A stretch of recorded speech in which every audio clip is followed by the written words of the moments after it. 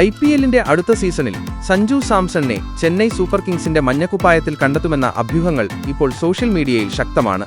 വീഡിയോയിലേക്ക് കടക്കുന്നതിന് മുൻപായി ഇതുപോലുള്ള ക്രിക്കറ്റ് വാർത്തകൾക്കായി ഈ ചാനൽ മറക്കാതെ സബ്സ്ക്രൈബ് ചെയ്യൂ. മുൻ ഇതിഹാസ നായകനും വിക്കറ്റ് കീപ്പറുമായ MS ധോണിയുടെ പകരക്കാരനായാണ് സഞ്ജുവിനെ ചെന്നൈ ടീം റാഞ്ചാനൊരുങ്ങുന്നത്. ഈ കൂടുമാറ്റം സംഭവിക്കുകയാണെങ്കിൽ IPLന്റെ ചരിത്രത്തിലെ ഏറ്റവും ശ്രദ്ധേയമായ നീക്കങ്ങളിലൊന്നായി ഇത് മാറുമെന്നുറപ്പാണ്. 2023 ട്രേഡ് വിൻഡോയിൽ ഗുജറാത്ത് ടൈറ്റൻസ് ക്യാപ്റ്റനായ ഹാർദിക് പാണ്ഡ്യയെ മുംബൈ ഇന്ത്യൻസ് തിരികെ വാങ്ങിയതാണ് ഇതുവരെയുള്ളതിൽ എല്ലാവർക്കും സർപ്രൈസായി മാറിയ കൂടുമാറ്റം. ഇനി റോയൽസ് വിട്ട് സഞ്ജു CSKയിലേക്ക് ചേക്കേറിയാൽ അത് മറ്റൊരു വമ്പൻ സർപ്രൈസായി മാറുകയും ചെയ്യും. ട്രേഡ് വിൻഡോയിൽ അദ്ദേഹം എത്തിയാൽ അടുത്ത സീസണിൽ CSK ലൈനപ്പ് എങ്ങനെയാവുമെന്ന് നോക്കാം. ചെന്നൈ സൂപ്പർ കിങ്സിന്റെ അടുത്ത സീസണിലെ ഓപ്പണിംഗ് ജോഡികളായി കളിച്ചേക്കുക ഋതുരാജ് ഗെയ്ക്വാദും ഇത്തവണത്തെ കണ്ടെത്തലായ കൗമാരതാരം ആയുഷ് മാത്രയുമായിരിക്കും. സമാപിച്ച സീസണിൽ പകരക്കാരനായി ചെന്നൈ ടീമിലെത്തി അഗ്രസീവ് ഇന്നിംഗ്സുകളിലൂടെ പ്രശംസ പിടിച്ചുപറ്റിയ താരമാണ് 17 വയസ്സുകാരനായ മാത്തെ. വരാനിരിക്കുന്ന സീസണിലും താരത്തെ അവർ നിലനിർത്തുമെന്നത് ഉറപ്പായിരിക്കുകയാണ്. ക്യാപ്റ്റൻ കൂടിയായിരുന്ന ഋതുരാജിന് ഈ സീസണിൽ പകുതിയോളം മത്സരങ്ങളിൽ മാത്രമേ കളിക്കാനായിരുന്നുള്ളൂ. പരിക്ക് കാരണം ടൂർണമെന്റിൽ നിന്നും അദ്ദേഹത്തിന് പിന്മാറേണ്ടിയും വരികയും ചെയ്തു.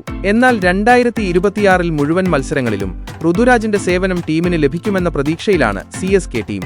3-ാം നമ്പറിലായിരിക്കും ചെന്നൈക്കു വേണ്ടി സഞ്ജു സാംസൺ കളിക്കാനിറങ്ങുക. ടീമിന്റെ പുതിയ ക്യാപ്റ്റനും വിക്കറ്റ് കീപ്പറും മലയാളി താരം തന്നെയായിരിക്കും. അദ്ദേഹത്തിന്റെ ഫേവറിറ്റ് പൊസിഷൻ 3-ാം നമ്പറാണെന്നു കണക്കുകൾ പറയുന്നു. രാജസ്ഥാൻ റോയൽസിൽ സഞ്ജു ഏറ്റവുമധികം ബാറ്റ് ചെയ്തിട്ടുള്ളതും 3-ാം നമ്പറിൽ തന്നെ.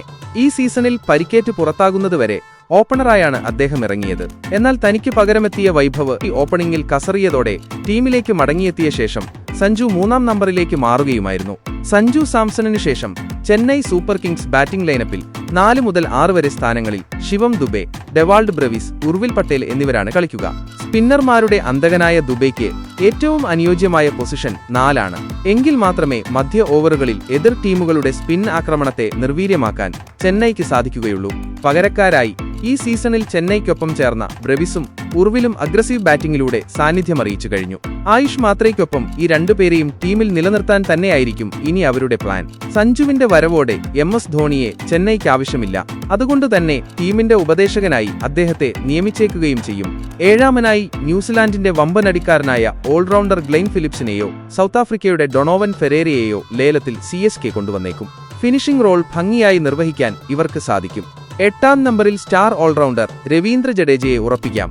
അഫ്ഗാനിസ്ഥാന്റെ യുവ സ്പിന്നർ നൂർ അഹമ്മദിനായിരിക്കും സ്പിൻ ബൌളിംഗിന്റെ ചുമതല. പേസ് നിരയിൽ അൻഷുൽ കാംബോജ്, ഖലീൽ അഹമ്മദ്, മദീഷ പതിരാന എന്നിവരെയും ഉറപ്പിക്കാം.